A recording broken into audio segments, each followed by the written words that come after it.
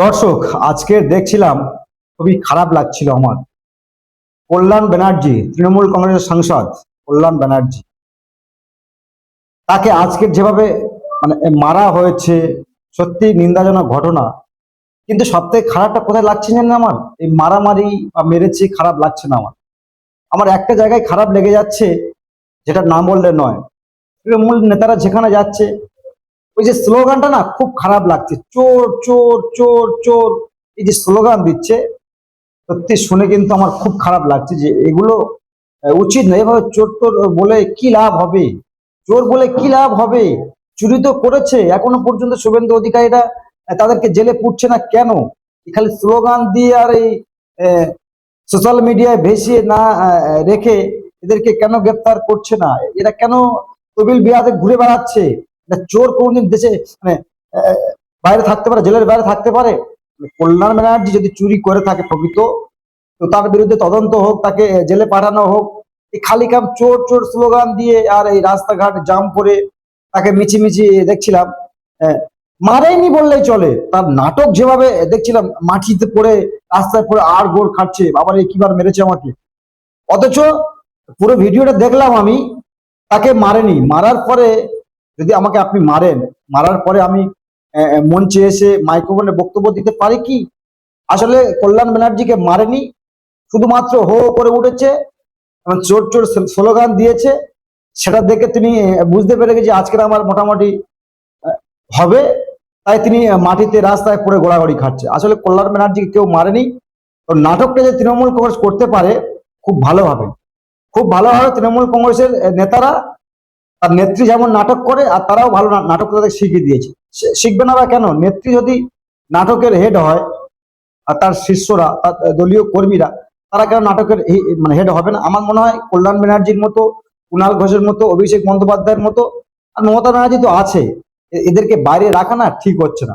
এদেরকে কোনো নাটকে যদি ভর্তি টর্তি করে দেওয়া যেত, খুব খুব ভালো হতো আমার মনে হয় আর কি।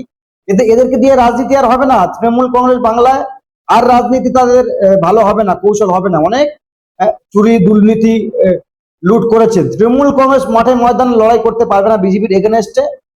তো বিজেপির এগেনস্টে সব জিরো, বুঝতে পারছেন? বিজেপির এগেনস্টে তৃণমূল কংগ্রেস জিরো, কারণ এরা ব্যর্থ। 2011 সালে বামফ্রন্ট যখন চলে গিয়েছিল বা তাড়িয়ে দেওয়া হয়েছিল, তখন এদেরকে মানুষ ক্ষমতার মসনদে নিয়ে এসেছিল যাতে করে বিজেপিকে পাহারা দেওয়ার জন্য। মানে এই ধরুন, একটা ঘর আপনাকে আমি আমি কাজে চলে গিয়েছি বা কোথাও কর্মস্থানের জন্য গিয়েছি, এই ঘরটা আপনার দায়িত্ব দিয়ে গিয়েছি যাতে করে চুরি না হয়। আমি সেখান থেকে এসে দেখছি চোরগুলোকে নিয়ে আপনি দলের মধ্যে রেখেছেন, আর সেখানে চোরদের সঙ্গে গল্প করছেন। তো আপনার বাড়ি চুরি হবে না, তা কার বাড়ি চুরি হবে? আসলে বাংলার মানুষ 2011 সালে ভেবেছিল পরিবর্তন করেছি, ভালো মানুষকে ক্ষমতায় নিয়ে এসেছি, এরা বিজেপিকে রুখবে। অথচ 2011 সালের আগে দেখলে আপনারা বুঝতে পারবেন, যারা বয়স্ক মানুষ রয়েছে বা যারা রাজনীতিবিদ, 2011 সালের আগে বাংলায় বিজেপি ছিল না। বিজেপি হঠাৎ থেকে গজিয়ে উঠলো এই মমতা ব্যানার্জি, এই তৃণমূল কংগ্রেস বিজেপিকে হাত ধরে বাংলায় নিয়ে এসছে। এবং এমনকি আনন্দবাজার পত্রিকাতে নাটকের যিনি নেত্রী মমতা ব্যানার্জি, তিনি আনন্দবাজার পত্রিকার তৎকালীন সময় লিখেছিলেন 2011 সাল, আমার মনে পড়ছে, যে বিজেপিকে ফ্রন্টে এনে লড়বো। কাদের বিরুদ্ধে? সিপিআইএম এর বিরুদ্ধে মমতা ব্যানার্জিরা লড়বে।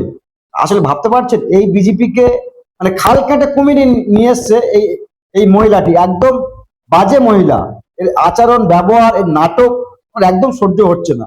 তো এই খাল কেটে কুমির এনেছে, আর এখন বলছে কুমির আমার খেয়ে ফেলছে। আরে কুমির তো খেয়েই ফেলবে, কুমির তো খেয়েই ফেলবে। আপনি তো কুমিরটা এনেছিলেন, তো এনে যদি এখন নাটক টাটক শুরু করে দেন যে দেখো কুমির আমাকে দাওড়াচ্ছে, কুমির আমাকে তাড়া করছে, কুমির আমাকে খেয়ে ফেলবে, খেয়েই তো ফেলবে ভাই। কুমির তো তুমিই এনেছো, অন্য কেউ তো। বামফ্রন্টের সময় তো বিজেপি এখানে আসার সাহস পায়নি, কংগ্রেসের সময় তো বিজেপি আসার সাহস পায়নি, তো আজকের কেন সাহস পেল? আপনি নিয়ে এসেছিলেন ম্যাম, তো আপনার তো খাওয়ার জন্য সে ঘুরবে, যেটাই হওয়ার হচ্ছে। তাহলে দর্শক ভিডিওটা দেখুন। আজকের কল্যাণ বন্দ্যোপাধ্যায়কে বলছে মেরেছে, আমাকে তো মারেনি, যদিও মেরে থাকে হালকার অবস্থা হয়েছে। তো নাটকটা খালি দেখুন, আর অবশ্যই কমেন্ট বক্সে জানাবেন মতামত।